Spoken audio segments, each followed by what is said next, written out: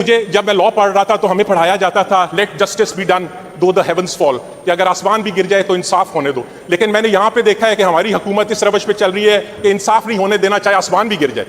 تو اب ہم کس طرح، اور سندھ ڈاکوؤں کے حوالے اور پنجاب میں دیکھیں تو سی سی ڈی کا راج ہے. ایسے حالات میں سر آپ یہ کریں کہ یہ جو بجٹ ہے یہ صرف الفاظ کی ہیرا پھیری ہے، یہ لفظوں کا گورکھ دھندا ہے. آپ لوگوں نے سر یہ جو سب سے بڑا ظلم کیا پاکستان میں وہ ایک تھا کہ عمران خان کو آپ نے قید کیا اور ہمارا مستقبل تاریک کر دیا. عمران خان کا دیا ہوا ہیلتھ کارڈ آپ نے بند کر دیا. عمران خان کو بند کرنے سے پاکستان کا روشن مستقبل تاریک کیا، اور ہیلتھ کارڈ آپ نے چھین لینے سے غریب سے اس کی زندگی چھین لی، اس کا علاج کا حق چھین لیا. بجری چھٹے والی سڑک اس کو لوگ ماننے پہ تیار نہیں ہوتے، اور وہ ایسی ہے جیسے فارم 47 پہ الیکٹ ہوا ایم پی اے کو کوئی نہیں مانتا، اس سڑک کو بھی کوئی نہیں مانتا. جی ملک صاحب، کہ ہمارا لیڈر جو عمران خان ہے اس نے تاریخ میں اپنا نام رقم کر دیا ہے. مورخ جب بھی برے صغیر پاک و ہند کی تاریخ لکھے گا، جو بہادر تھا وہ ٹیپو سلطان تھا، جس نے کہا تھا کہ شیر کی ایک دن کی زندگی گیدڑ کی 100 سالہ زندگی سے بہتر ہوتی ہے. اور دوسرا عمران خان تھا جس نے باطل کی آنکھوں میں آنکھیں ڈالی ہیں اور ظلم اور جبر کے سامنے گھٹنے ٹیکنے سے انکار کر دیا. آپ لوگوں نے سر یہ جو سب سے بڑا ظلم کیا پاکستان میں وہ ایک تھا کہ عمران خان کو آپ نے قید کیا اور ہمارا مستقبل تاریک کر دیا، جو الیکٹڈ وزیر اعظم تھا پاکستان کا. اور دوسرا ظلم جو ہمارے ساتھ روا رکھا گیا، جو کیا گیا، وہ یہ تھا کہ عمران خان کا دیا ہوا ہیلتھ کارڈ آپ نے بند کر دیا. عمران خان کو بند کرنے سے پاکستان کا روشن مستقبل تاریک کیا، اور ہیلتھ کارڈ آپ نے چھین لینے سے غریب سے اس کی زندگی چھین لی، اس کا علاج کا حق چھین لیا. اور یہ تاریخ آپ کو کبھی معاف نہیں کرے گی.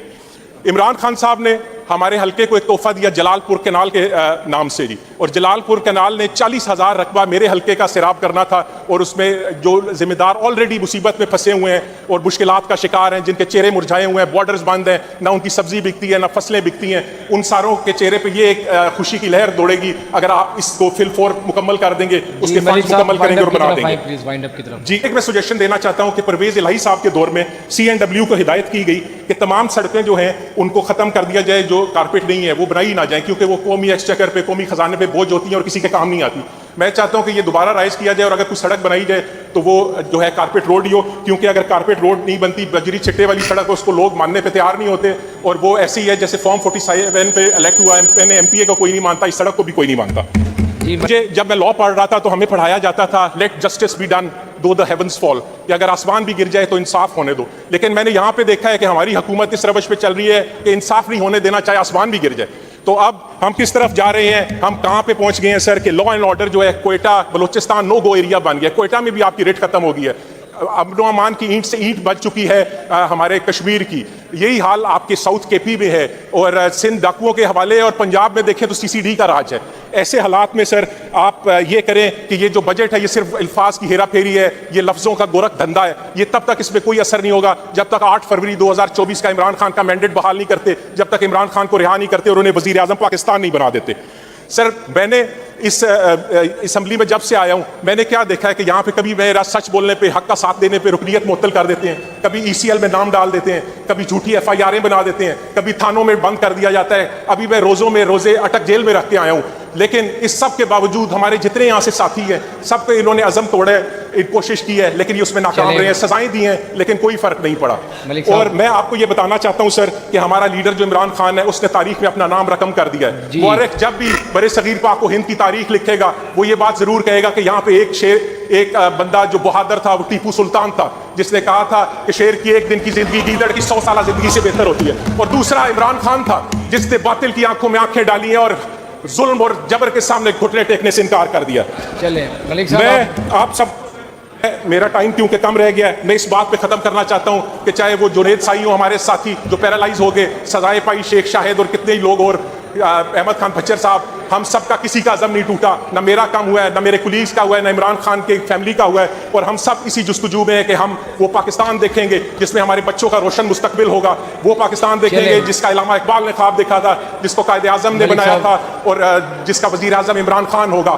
یا صنعت ہماری بند ہو گئی ہے، سارے جو لیبر ہے وہ ختم ہو گئی ہے، ہماری تاجر جو ہیں تجارت نہیں کر سکتے، بجلی کی وہ قیمت ہے، پیٹرول ڈیزل آسمان کو چھو رہا ہے کہ ان میں سے کوئی یہاں پہ چلنے کو تیار نہیں ہے. برین ڈرین کی طرف ہم جا رہے ہیں. سر میں اس علاقے سے ہوں جہاں پہ کوئی بہت بڑے زمیندار نہیں ہوتے، کوئی گھر ایسا نہیں ہے جہاں میں نہ جاؤں کہ انہوں نے اپنا بچہ باہر کے ملک میں بھیج دیا ہو اور وہ وہاں جا کے محنت مزدوری کر کے گھر والوں کا پیٹ پال رہا ہے، کیونکہ یہاں بجلی اور خرچے پورے نہیں ہوتے. جو کوئی پڑھے لکھے وہ بھی باہر نوکریاں کر رہے ہیں، اور باہر اپنے خاندان سے دور رہنا، فیملی سے دور رہنا، یہ انتہائی مشکل کام ہے جی. میں آپ کو ایک مثال دیتا ہوں کہ ایک عبد الرحمان تھے، 756 میں انہوں نے اسپین میں جا کے اپنی بادشاہت کام کی, جو امیہ کے بچ گئے تھے یہاں سے لوگ, ان میں سے انہوں نے اپنے محل کے باہر ایک درخت لگایا کھجور کا, اور وہ اس کو دیکھ کے اکثر آبدیدہ ہو جاتا تھا اور روتے رہتے تھے کہ یہ بھی میری طرح ایگزائل میں ہے, جلا وطنی میں ہے, یہ بھی گھر نہیں جا سکتا اور میں بھی نہیں جا سکتا.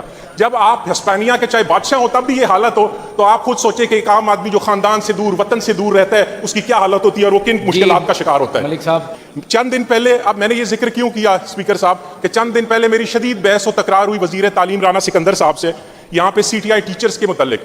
انہوں نے مجھے کہا کہ اللہ تعالیٰ کے یہ نام لکھے ہوئے ہیں اور آیتوں کے نیچے کھڑے ہو کر کہ میں نے جو ہے کبھی کسی کانٹریکٹ جو ہے 1 سال سے کم کا کسی ٹیچر کو نہیں دیا. میں آج یہ لے کر آیا ہوں میرے حلقے کا, ان کا لکھا ہوا, ان کے ڈپارٹمنٹ کا سائن ہوا کانٹریکٹ 6 مہینے کا ہے جی. اگر ہم اپنے ٹیچروں کے ساتھ, یہ ثابت کرتا ہے ادھر کی سچائی, اگر ہم اپنے استاد کی یہ عزت کریں گے, یہ تکریم کریں گے کہ 6 مہینے کا کانٹریکٹ دیں گے, اس کے بعد وہ اسی جستجو میں, اسی کوشش میں رہے گا کہ میں نے اگلا کیسے حاصل کرنا ہے, تو کیسے ہمارے بچوں کا بہتر مستقبل بنے گا. ہمارے CTI ٹیچروں کا برا حال ہے, مزدور اتنی ان کو تنخواہ دی جاتی ہے, اور اس کے علاوہ میرے پاس وہاں پہ میں نے پہلے بھی عرض کیا تھا کہ 2 کالجز تھے, ایک کامرس کالج نوشہرہ اور ایک boys associate college Nowshera. Commerce college کو بھی بوائز ایسوسیٹ کالج نوشہرہ میں ضم کر دیا گیا, اور اس کے بعد وہاں کے جو ٹیچرز ہیں کامرس کالج سے ان کو ہارڈشپ الاؤنس بھی نہیں ملتا.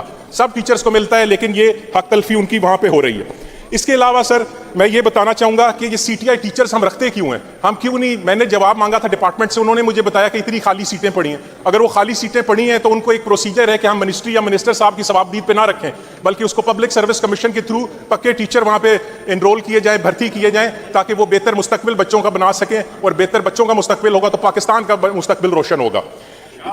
یہاں پر سر میں بتانا چاہتا ہوں کہ جیسے علامہ اقبال نے کہا کہ رہ گئی رسم اذاں روح بلالی نہ رہی, فلسفہ رہ گیا مگر تلقین غزالی نہ رہی. اگر ٹیچروں کے ساتھ یہی کیا تو پھر اقبال کے اسی شعر پہ عمل کرتے ہوئے نظر آئیں گے ہمیں سب. یہاں سے سر میں آپ کو بتانا چاہتا ہوں کہ ایک جو حکومتی بینچز سے بندہ اٹھتا ہے وہ ہمیں بھاشن دیتا ہے کہ تم لوگوں نے نوجوان نسل کو بھٹکا دیا, ان کو کہاں لے گئے, ہم نے ان کو لیپ ٹاپس دیے ہیں ہر بچے کے ہاتھ میں. 160 ارب سے زیادہ رقم اس دفعہ بھی رکھی گئی لیپ ٹاپ کے لیے اس بجٹ میں, اور تقریباً اتنی پچھلے سال بھی تھی. لیکن میں آپ کو بتانا چاہوں گا کہ PP81 خوشاب جو ہے میرا حلقہ, وہاں پہ کسی ایک کالج میں ایک لیپ ٹاپ بھی نہیں آیا, نہ دیا گیا ہے. میں آپ سے یہ صرف پوچھنا چاہتا ہوں کہ یہ والا خوشاب کے بچے بچیاں جو ہیں, کیا ان کا حق نہیں ہے ان لیپ ٹاپ پہ, تعلیم پہ, ترقی پہ, کہ ان کو اپنا بہتر مستقبل بنانے کے لیے؟ تو یہ لیپ ٹاپ جاتے کہاں ہیں جو اتنے زیادہ آتے ہیں, اور ہم ہر وقت سنتے ہیں یہاں سے کہ لیپ ٹاپ سے ہم نے ہر بچے کے ہاتھ میں دے دیے. اس کے علاوہ سر میں یہ بتانا چاہوں گا کہ ہر صوبے نے 7% کے قریب پینشن میں اضافہ کیا ہے. صرف یہ ہمارا صوبہ ہے پنجاب جس سے 3.5% کیا ہے. اگر ہم یہی ہماری روش رہی, یہ میں نے آپ کے سامنے CTI کی بات کی, اگر STI کی کریں ان کے حالات اس سے بھی ابتر ہیں. ایک سکول ہے میرا گرلز سکول ناڑی, وہاں پہ بچیوں کے 2 کمرے بنائے گئے PTI کے دور میں. اب بچیوں کی تعداد اس قدر زیادہ ہوگی ہے کہ 150 بچیاں, چاہے سردی ہو, گرمی ہو, دھوپ ہو, آندھی ہو, طوفان ہو, وہ اوپن ایئر میں کھلے آسمان کے نیچے بیٹھ کے پڑھنے پہ مجبور ہیں. تو یہ ہمارے فنڈز جاتے کہاں ہیں؟ جب ہم یہ ساری ناانصافیاں دیکھتے ہیں تو اس کے بعد ایک ہی سوال اٹھتا ہے سر, سارے خوشاب کی طرف سے, ہمارے بچے بچیوں کی طرف سے, میں ان کا نمائندہ ہوں, میری طرف سے, کہ are we children of a lesser god? کیا ہم کسی کمتر خدا کی مخلوق ہیں کہ ہمارے ساتھ یہ رویہ رکھا گیا ہے؟ اور میں اس کا خود جواب دیتا ہوں, وی آر ناٹ, ہم کسی سے کم نہیں ہیں, اور انشاءاللہ میں ان کی آواز بنتا رہوں گا, اور ہم اپنے حق کے لیے لڑتے رہیں گے جب تک کہ ہم ان کا حق چھین کے نہیں لے جاتے. ناظرین, آپ نے تحریک انصاف کے حسن ملک کی پنجاب اسمبلی میں دھواں دار تقریر سنی. پنجاب اسمبلی کے اجلاس کے دوران تحریک انصاف کے رکن حسن ملک نے بجٹ اور حکومتی پالیسیوں پر شدید تنقید کرتے ہوئے ایک طویل اور جذباتی تقریر کی. انہوں نے اپنی گفتگو میں اس جملے سے آغاز کیا کہ ہمیں ہمیشہ یہ سکھایا گیا تھا کہ اگر آسمان بھی گر جائے تو انصاف ہونے دو, مگر آج کی حکومت جو ہے وہ اس کے برعکس نظر آتی ہے کہ چاہے آسمان بھی گر جائے مگر انصاف نہیں ہونے دینا. حسن ملک نے کہا کہ موجودہ حالات میں عوام خود کو غیر محسوس کر رہے ہیں اور حکومت عوامی مسائل کے حل کے بجائے سیاسی معاملات میں مصروف دکھائی دیتی ہے. انہوں نے بجٹ پر بہت ہی سنگین قسم کے سوالات بھی اٹھائے. اپنی تقریر میں حسن ملک نے سابق وزیر اعظم عمران خان کا ذکر کرتے ہوئے کہا کہ ان کی گرفتاری پاکستان کے مستقبل کے لیے نقصان دہ ثابت ہوئی ہے. ان کے مطابق عمران خان کے دور میں شروع کیا گیا ہیلتھ کارڈ غریب عوام کے لیے ایک بہت بڑی سہولت تھا. عوام جب چاہیں اس جو صحت کارڈ کا تھا ان کے پاس, اس سے وہ 10 لاکھ تک کا جو علاج ہے وہ کروا سکتے تھے, مگر اس کا بھی خاتمہ کر دیا گیا اور اس کے خاتمے سے عام آدمی کے علاج کا حق جو ہے وہ متاثر ہوا ہے. حسن ملک نے عمران خان کی ثابت قدمی کا حوالہ دیتے ہوئے کہا کہ انہوں نے ہر قسم کے دباؤ کے باوجود اپنے موقف سے پیچھے ہٹنے سے انکار کر دیا. ناظرین, آپ حسن ملک کی آج کی اس دھواں دار تقریر کے بارے میں کیا کہنا چاہیں گے؟ آپ اپنی رائے سے میں ضرور آگاہ کریں. نیکسٹ ویڈیو تک مجھے دیں اجازت. اللہ حافظ.